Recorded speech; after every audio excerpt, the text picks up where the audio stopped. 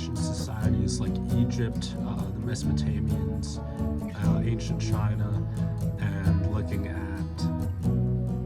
the commonalities in each, we see kind of strong familial ideals, strong family structures, traditional values being really highly respected, and this kind of tight-knit family kind of be the spearhead for how to lead their lives. Although, they differ in their specifics, there's this kind of natural entropy that led all the different civilizations to kind of fall into place in this,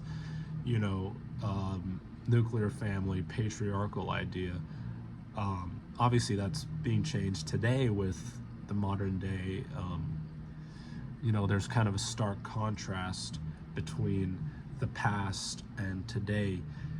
We have more, libertarian ideals, more individualistic freedoms that allow us to kind of pursue anything that we want in our lives instead of falling into this kind of pattern that was, etched out and created by our ancestors.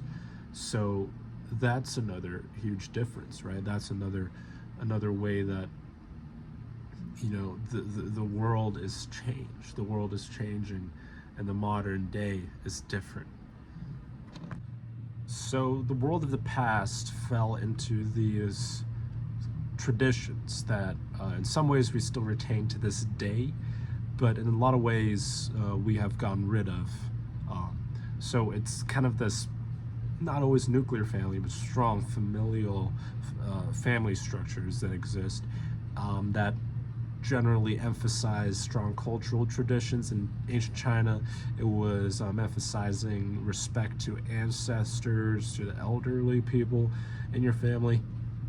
In ancient Mesopotamia, very strong patriarchal societies that emphasized the father being the absolute ruler of the family structure. In ancient Egypt, similar things happened. Even though there was more freedom for the women, they generally, were reduced to these kind of simple roles in the family structures where the man was generally doing all the other jobs, right? All the physical labor and everything that existed. So this kind of structure was perpetuated for years and years and years and was just the norm. And this is kind of a stark contrast to today's society where everything is changing and diversifying, and we're seeing all these differences take place because of our progressive nature and our desire to improve, to kind of spearhead a revolution to the new era, ushering in different technologies, different ideas, different concepts we're implementing, we're teaching in colleges, in schools. And not only that, they don't just exist as concepts, because they exist as physical manifestations in the way that we're carrying out our lives. This progression essentially to become our moral ideals, the things that we think is going to create the best possible lives for everyone. Now, whether you disagree with that or not, it's just kind of the way that society is going towards, and I think most people share this idea. Most people want this individualistic freedom, and not only for themselves, but they also feel that for others.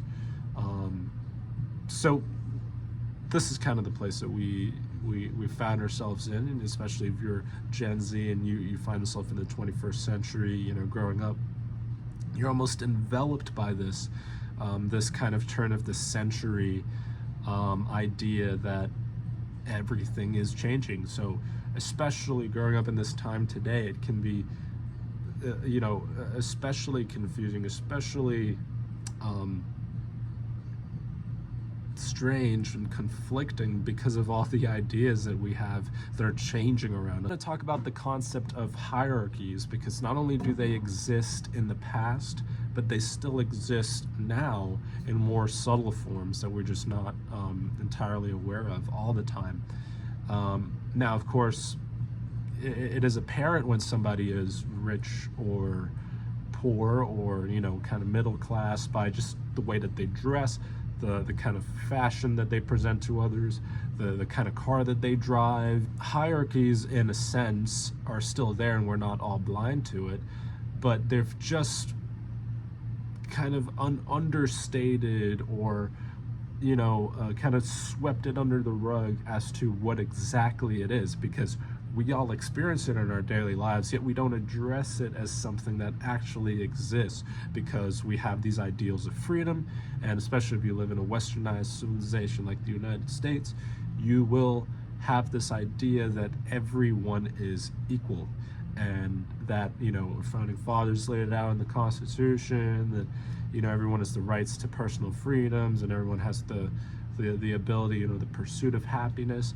So we have, and we, at least we want to believe, that everyone has these equal rights. The equal rights, but also equal power, equal standing in society. That's kind of what we are going towards, right? But intrinsically, everyone knows, or at least, you know, a good percentage of us understand that this isn't the fact, that this isn't true. That's why, you know, these different movements, such as affirmative action, you know, equity, is kind of being pushed in order to correct this, in order to compensate for this swinging of the pendulum one way. It hasn't been a working solution for what they tried to achieve and what problem they tried to solve. So now, as it stands, people are in general in favor of the Western ideas of civilization, you know, free market, you know, free capital, the things that the United States pushes, and the things that, you know, we pride ourselves in, the things that we create, and the ideas that we seem to champion since, you know, the inception of this country. So a lot of people are on the side of that, because that it's probably better than what the Russians are doing. You know, it's probably better than what these, you know, other societies seem to be so bad and carrying out their political processes, and all the people are suffering. So it seems like capitalism and this free market economy seems to be the way to go, right? This idea of, you know, democracy that exists in the United States. Now, whether or not it is a full democracy, whether it's a you know, fully free capitalistic society, now that's up to debate. But the ideals are there, and that is essentially what people are drawn to when they think about and look up to countries such as the United States. To circle back to the original topic that we were talking about, you know, our lives in ancient times were filled with the same kind of monotony and tedium, repetitive activities that allowed us to stay alive. But we were probably bored a lot of the time, or we understood that there was this kind of monotony that existed in our lives.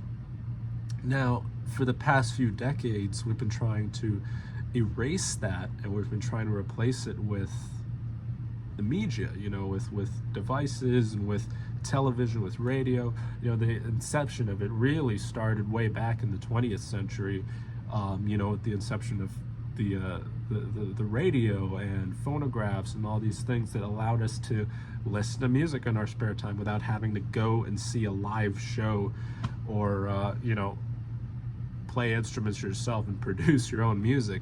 So that was kind of the inception of this personal media thing, of this idea that we're able to escape our reality, escape for a little bit, and be enveloped and engulfed in this other thing that wasn't just, you know, reading or looking at, you know, nature or something.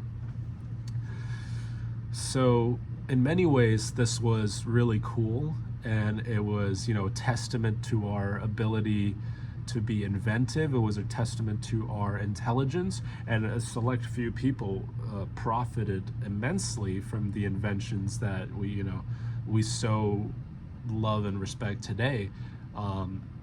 But these are generally new things that we haven't really understood fully, except for, the past few decades. I feel like with the advent of technologies such as, the mobile phone and social media, a lot of us Gen Zers are essentially interacting and reacting to parts of our lives and, different forms of media through this technological lens. And it's definitely shaping the way that we think, the way we interact with the world, the way we have social interactions with others, I think in such a deep level that we don't yet understand. And thus, I'd like to conclude with a phrase that originates from ancient times, Deus Ex Machina. It directly translates to God from machine. It seems to be kind of the way that we are going towards in this modern day, is that we're creating this thing that we are starting to worship, and it's a machine. It's this idea with AI, with technologies, and we've essentially diverted our belief from faith and worship into technology. It's become the new wave of everything. Deus Ex Machina.